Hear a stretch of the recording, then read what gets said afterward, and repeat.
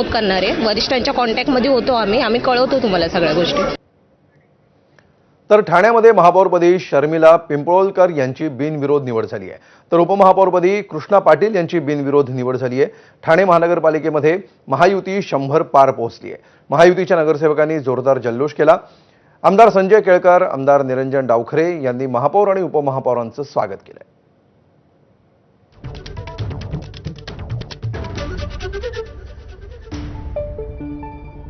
नवीन ज्या महापौर आहेत शर्मिलाताई त्या आपल्याबरोबर. शर्मिला मॅम, काय सांगाल? महापौरपदी आज तुमची निवड जाहीर झालेली आहे.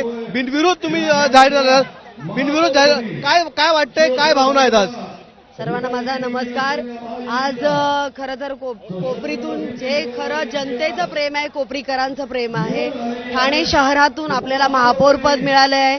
आपले महाराष्ट्र राज्याचे उपमुख्यमंत्री एकनाथजी शिंदे साहेब, आपले आमदार सरनाईक साहेब, आपले आमदार फाटक साहेब आणि आपले खासदार नरेशजी मस्के साहेब, आपल्या जिल्हा प्रमुख मीनाक्षीताई शिंदे या सर्वांच्या मार्गदर्शनाखाली खरं तर ही लढाई आपण लढणार आहोत. आणि आज खरंच आनंद होत आहे. महापौरपदी SC शेड्यूल कास्ट लागल्यानंतर 8 उमेदवारांमधून माझं नाव जाहीर झालं आहे आणि महापौर म्हणून मला हा कारभार सांभाळताना ठाणे शहराला एवढंच सांगायला होईल की जेवढी ठाणे शहराचा विकास करायचा आहे, चांगला विकास करायचा आहे, तो आपण निश्चित करू. कोपरी या विभागामध्ये 30 वर्षानंतर महापौर पद मिळालेलं आहे. तर कोपरीची एक प्रतिनिधी म्हणून काय काम करायचं? खरं तर कोपरीकरांचं हे प्रेम आहे.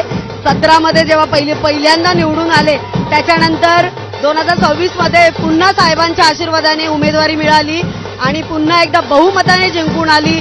SC शेड्यूल कास्ट लागला आणि 25, 26, 30 वर्षानंतर आपल्याला कोपरीकरांना साहेबांचा जो का मतदारसंघ आहे आणि आपल्याला उमेदवारी महापौर पद म्हणून मिळाली आहे. साहेबांचे खूप खूप धन्यवाद मानेल. तर मीरा भाईंदर महापालिकेवर मराठी महापौरच असावा या मागणीसाठी मराठी एकीकरण समितीनं आंदोलन पुकारलंय. या आंदोलनादरम्यान एकीकरण